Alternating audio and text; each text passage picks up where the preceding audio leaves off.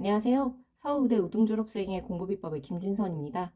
오늘은 제가 공부를 열심히 했던 이유에 대해서 한번 다뤄볼게요. 그동안 많은 부모님들께서 학습 의욕을 어떻게 하면 올릴 수 있을까요? 우리 아이가 어떻게 하면 공부를 더 열심히 최선을 다해서 할 수 있을까요? 이런 질문을 많이 주셨어요. 저희 블로그를 통해서. 그런데 뭐라고 딱히 대답을 글로 잘 쓸 수가 없더라고요. 그래서 오늘 한번 그것을 정리해 보도록 하겠습니다. 저는 사실 공부를 열심히 했던 이유는 뭐 당연히 저의 뭐 꿈이나 미래나 이런 것도 있었지만 사실 부모님의 영향이 굉장히 컸던 것 같아요. 부모님의 영향이라고 하니까 그럼 뭐 머리가 좋은 거 아니냐 뭐 이런 얘기들 많이들 하시는데 글쎄요. 뭐 그렇게 생각해 주시면 감사한 일인데 사실 머리보다 저는 부모로부터 물려받을 수 있는 최고의 유산 성실함이라고 생각을 합니다. 왜 머리가 중요하지 않느냐? 그것은 어렸을 때 영재 천재 이런 얘기 듣는 아이들 많이 보셨을 거예요. 뭐 TV 같은 데도 많이 나오고. 근데 그 아이들이 결국에는 어떻든가요? 다 하버드대 가고 뭐 아니면 우리나라에 있으면은 가장 커트라인 높은 서울대 가고 이러던가? 사실 그렇지 않습니다. 생각보다 막상 영재 천재가 좋은 학교에 가는 경우가 그렇게 흔하지 않아요. 우리 주변에서 보는 영재 천재는 더하죠. 뭐 7살 때 이미 뭐 구구단 다 뛰고 뭐 한자도 다 쓸 줄 알고 이런 친구들 결국 어떻게 됐습니까? 은근히 중간에서 사라진 친구들이 많아요. 만약 공부가 머리순이었다면 그냥 정말 IQ 순으로 그냥 성적순 나오고 인생순 이렇게 나오겠죠. 하지만 이렇게 인생이 펼쳐지지 않는다는 것은 여러분들이 아주 잘 알고 계실 거예요. 왜냐면 공부는 있죠. 열심히 해야 돼요. 열심히 안 하면 성적이 잘 나올 수가 없어요. 아무리 머리가 좋은 사람도 공부를 안 했는데 어떻게 성적이 잘 나올 수 있어요. 근데 문제는 뭐예요? 공부는 재미가 없어요. 누구나 하기 싫어요. 우리가 출근하기 싫은 거랑 똑같아요. 재미없어. 하기 싫어. 그런데 하지만 열심히 해야 되는 거죠. 우리가 먹고 살려면. 자, 그래서 사실 공부를 못하는 친구들 보면 안 해서 못하는 거예요. 안 해서. 못해서 못하는 게 아니라. 여기서 어머 이해 못하는 친구들도 있어요. 교과서 이해 잘 안 되고 막 이런 친구들 있더라고요. 근데 제가 누누이 반복해서 강조하지만 원래 교과서는 이해하라고 쓴 책이 아닙니다. 일종의 카탈로그 같은 거예요. 이런 사실이 있어. 1번, 2번, 3번, 4번, 5번, 6번, 7번, 뭐 50번. 이거 그냥 다 외워와. 니네가 이걸 다 알면 돼. 라고 써놓은 게 교과서예요. 뭐 여러분을 설득하려고 뭐 이해시키려고 이런 게 교과서가 아니란 말이에요. 그래서 누구나 교과서를 보면 첫판에 이해가 안 됩니다. 이거는 공부를 잘하는 친구들도 마찬가지예요. 잘하는 친구들도 교과서를 보면 이해가 처음에 안 돼요. 재미가 없죠. 하지만 그럼에도 불구하고 학생이니까 그래서 하는 거예요. 그래서 공부는 성실함이 기본적으로 중요해요. IQ가 높은 아이들이 공부 못하는 이유는 뭐예요? 공부 재미없고 하기 싫기 때문에 성실하지 않으면 못하게 되는 거예요. 이제 여기까지 정리가 되셨죠? 자, 그래서 성실함은 공부에서 알파요 오메가예요. 맞아요. 이게 답이에요. 공부는 될 때까지 성실하게 하는 게 가장 중요합니다. 자, 그러면 이 성실함은 뭐 유전적이냐? 글쎄요. 사실 성실함은 이거야말로 후천적인 경우가 많아요.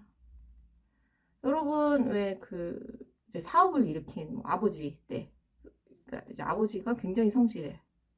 성실한데 아들이 별로 성실하지 못해가지고 사업 다 말아먹고 일확천금 꿈꾸고 이러고 이제 그냥 망하는 경우 많이 보셨죠. 아니면 맨날 놀기나 하고. 아니면 두 번째는 그냥 빈둥빈둥 원래 놀던 사람이에요. 그런 사람인데 어떤 계기로 뭐 어떤 사건으로 인해서 이제 굉장히 성실한 사람이 돼서 성공하고 이런 케이스 많이 보셨을 거예요. 그래서 성실함이라는 거는 후천적인 요인이 많이 작용을 한다. 제가 보면 저희 아버지는 사실 성실함의 아이콘이었어요. 정말 수십 년 동안 뭐 직장에 다닐 때나 아니면은 본인이 사업체를 차렸을 때나 진짜 1년에 딱 5일 8월 1일부터 8월 5일까지 요때 아니면은 어디 놀러도 잘 안 가고 그랬어요. 그래서 저는 여름에 딱 8월 1일에서 8월 5일에 차 엄청 밀릴 때 그때 놀러 다닌 거 말고는 기억이 없어요. 뭐 봄, 가을, 겨울 이런 때는 아예 휴가라는 거를 쓸 줄을 모르시는 분이었어요. 아침 일찍 일어나서 근데 저녁에는 꼭 집에 와서 식사를 해서 밤 8시에 들어오든 9시에 들어오든 10시에 들어오든 뭐 친구를 만나서 술을 마시고 이런 게 없었던 분이에요. 그러니까 성실하기도 하면서 패밀리맨이었어요. 진짜 가족 중심주의. 저희 어머니는 사실 기본적으로는 좀 성실하기 어려운 그런 캐릭터랄까. 그러니까 저랑 좀 비슷한데 잠이 많고 체력이 좋지 않은 편이에요. 근데 그럼에도 불구하고 이분도 또 패밀리 어머니였어요. 그래서 새벽 6시면 일어나는 거예요. 그러니까 원래 잠이 많은 분인데 새벽 6시에 일어나서 왜? 아이들 도시락 싸느라. 그러니까 제 도시락 싸느라 새벽 6시에 일어나서 도시락 싸고 아침 준비하고 그걸 매일 하셨던 거예요. 수십 년간. 많은 분들이 오해를 하는데 저희 부모님이 뭐 매일같이 뭐 책을 읽고 공부하고 이랬던 분 아니냐. 그래서 이제 네가 닮았던 거 아니냐 이렇게들 얘기를 하시는데 저희 집 하루 종일 테레비가 틀어져 있었어요. 하지만 그럼에도 불구하고 그냥 이것만 봐도 저는 이분들이 성실하다고 느꼈고 저도 그냥 그렇게 살아야 된다고 막연히 생각을 했던 것 같아요. 자, 근데 이것만 가지고 그럼 되느냐? 사실 보통의 부모님들이 대부분 이 정도 다 성실하세요. 이거 가지고 공부 비결이라고 하기에는 약간은 좀 부족한 느낌이 드실 거예요. 우리 부모님도 충분히 성실하셨는데 이런 생각이 드실 거예요.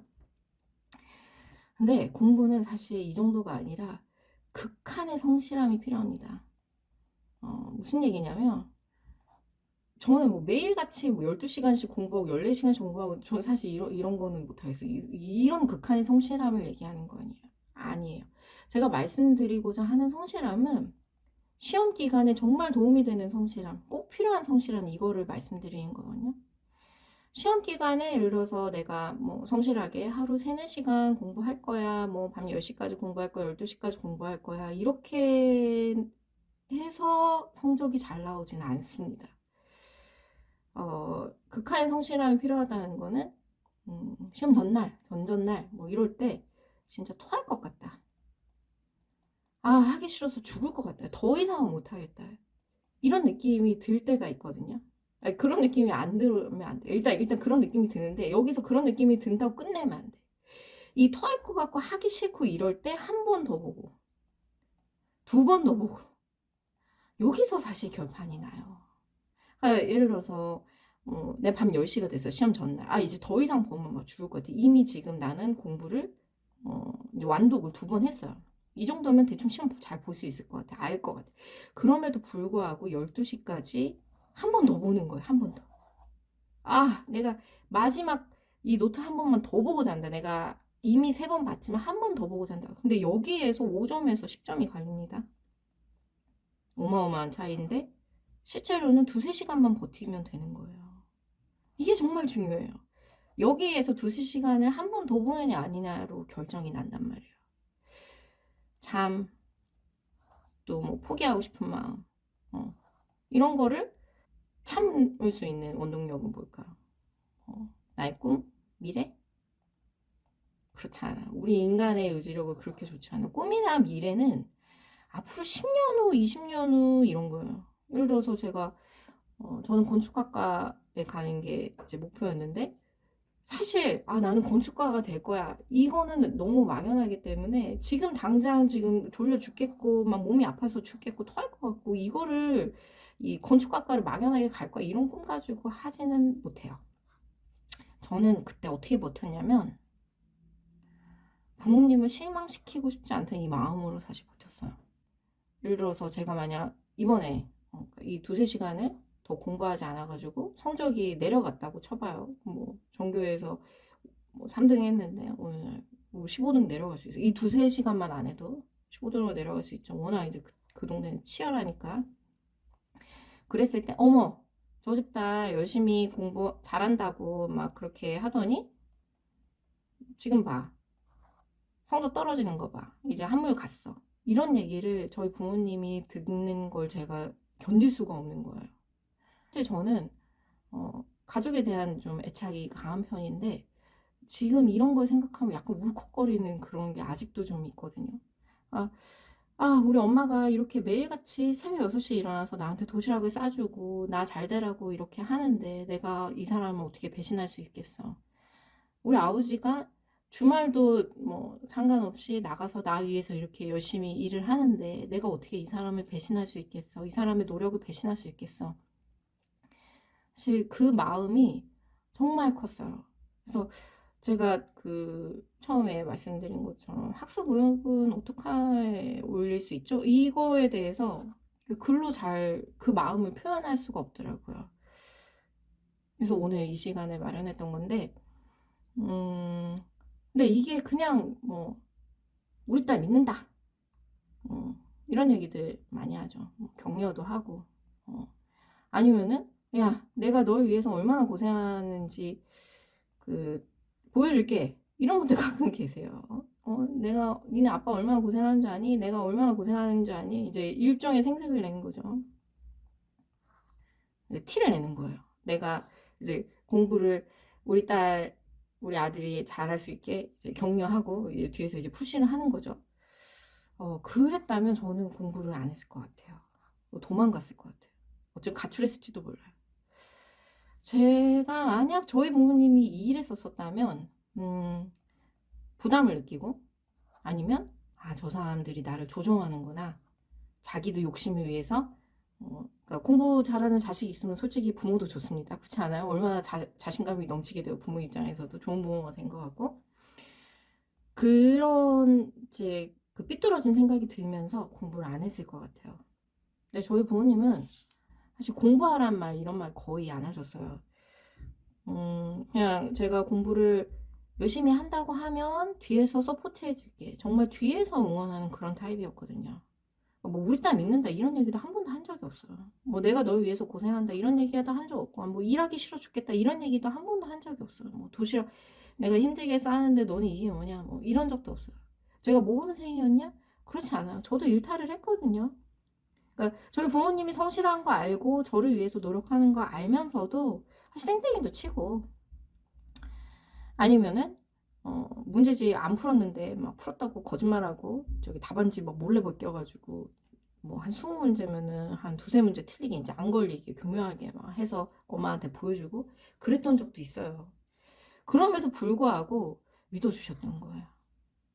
그리고 순수한 마음으로 저를 그냥 서포트 해주셨던 거죠. 제가 잘 되기를 바라는 마음에. 근데 이렇게 일탈을 하더라도 저렇게 이 세상에서 나를 순수한 마음으로 응원해주는 사람이 있다는 걸 알면 사실 이 사람을 계속해서 배신하기는 쉽지 않아요. 결국에는 그 믿음에 보답하고 싶은 마음이 든단 말이죠. 그래서 제가 그 시험 마지막 그 순간에 토할 것 같고 하기 싫고 그럴 때 내가 여기에서 멈추었을 때 혹시나 저 순수하게 나를 응원하는 사람들을 실망하게 만들 수도 있겠다. 그 마음, 그렇게는 하고 싶지 않다. 그 마음으로 사실 저는 공부를 열심히 했고 지금까지 왔던 것 같아요. 여러분들이 여러분의 아이, 여러분의 부모님을 위해서 사실 열심히 살고 있는 부분이 있잖아요. 내가 부끄러운 사람이 되지 않기 위해서 우리 아이에게 자랑스러운 부모가 되고 싶어서 그런 마음. 그게 사실 정말 중요한 것 같아요. 학습무역이라는 게 꼭 뭐 꿈이라든지 이런 게 아니고 진짜 사실 원시적인 그런 마음일 수 있는데 가족의 이게 중요한 것 같아요. 저는 중요했었어요. 자, 오늘 내용을 정리를 하면 우리가 아이에게 그냥 각자 맡은 바 성실하게 살면 아이의 학습 의욕도 아마 저절로 올라갈 거고 그리고 뒤에서 순수한 마음으로 믿어주면 아이는 그 믿음에 부응해서 우리가 믿는 만큼 성장할 것이다. 요게 오늘의 결론이라고 하겠습니다. 오늘은 여기까지. 다음 시간에 다시 만나요.